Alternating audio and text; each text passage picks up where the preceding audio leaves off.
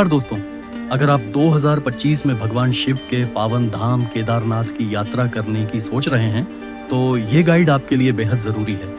इस वीडियो में आपको मिलेगी केदारनाथ यात्रा की पूरी जानकारी, कैसे पहुंचना है, कब जाएं, पैदल ट्रैक करना है या हेलीकॉप्टर से जाना है, कहां रुकें, कितना खर्च आएगा और किन बातों का ध्यान रखना जरूरी है। अगर आपने ये वीडियो बिना स्किप किए देखा तो यकीन मानिए आपको और किसी गाइड की जरूरत नहीं पड़ेगी। तो चलिए शुरू करते हैं इस पवित्र यात्रा की डिजिटल तैयारी। केदारनाथ यात्रा कब शुरू होती है? साल 2025 में केदारनाथ धाम के कपाट 2 मई को खुलेंगे।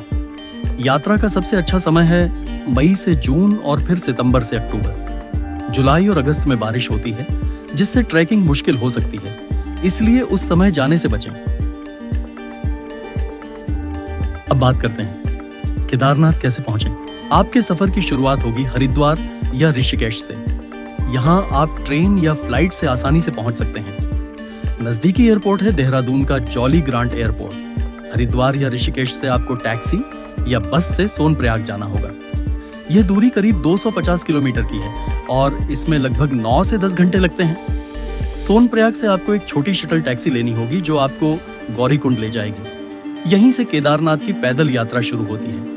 अब बात करते हैं ट्रैकिंग की। गौरीकुंड से केदारनाथ मंदिर की दूरी लगभग 16 किलोमीटर है।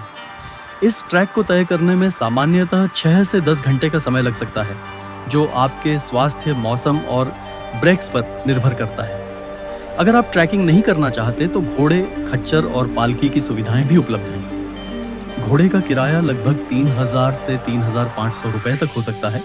वहीं पालकी का खर्च 10,000 से 12,000 रुपए तक पहुंच सकता है। दोनों तरफ के किराए अलग अलग हो सकते हैं। अगर आप ट्रैकिंग का अनुभव लेना चाहते हैं तो सलाह दी जाती है कि आप सुबह जल्दी यानी 4 से 5 बजे के बीच अपनी यात्रा शुरू करें। सुबह का मौसम ठंडा और साफ होता है जिससे ट्रैक करना आसान हो जाता है और आप दिन की रोशनी में सुरक्षित रूप से मंदिर तक पहुंच सकते हैं। अगर आप हेलीकॉप्टर से केदारनाथ जाना चाहते हैं तो ये बातें आपके लिए जानना जरूरी है। अगर आप ट्रैकिंग नहीं करना चाहते तो हेलीकॉप्टर से केदारनाथ पहुंचना एक बढ़िया और तेज तरीका है। ये सेवा फाटा, गुप्तकाशी और सिरसी जैसे जगहों से मिलती है और महज कुछ ही मिनटों में आपको मंदिर तक पहुंचा देती है। सीजन में काफी भीड़ होती है, इसलिए हेलीकॉप्टर की बुकिंग पहले से करना जरूरी है। इसके लिए आपको उत्तराखंड सरकार की ऑफिशियल वेबसाइट का ही इस्तेमाल करना चाहिए।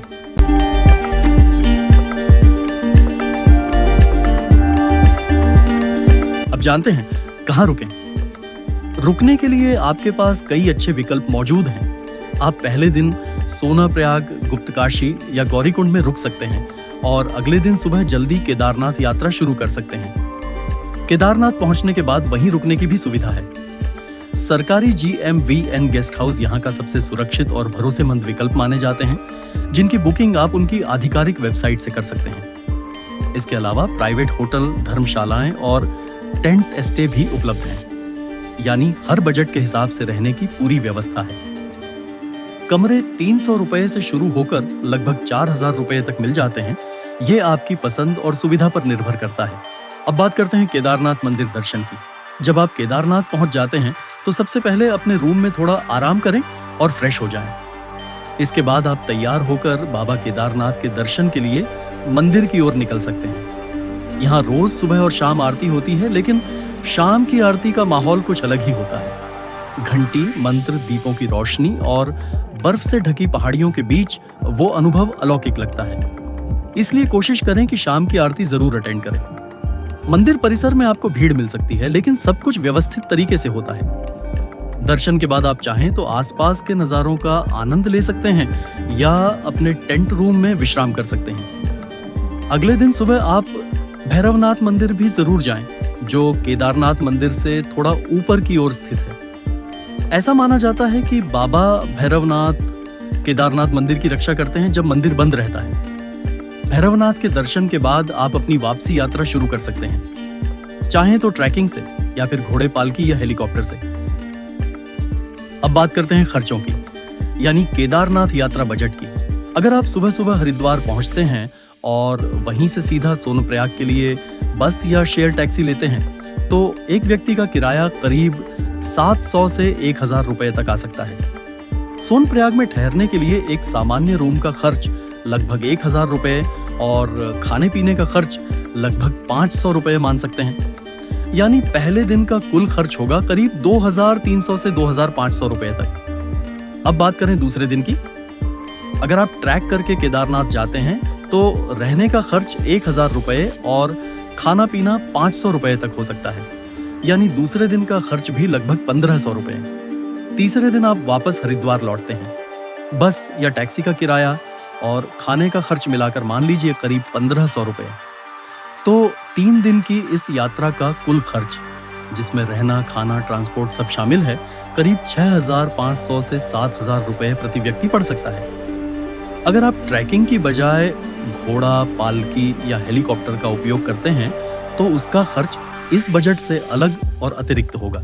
अब बात करते हैं यात्रा के दौरान ध्यान रखने वाली कुछ जरूरी बातों की।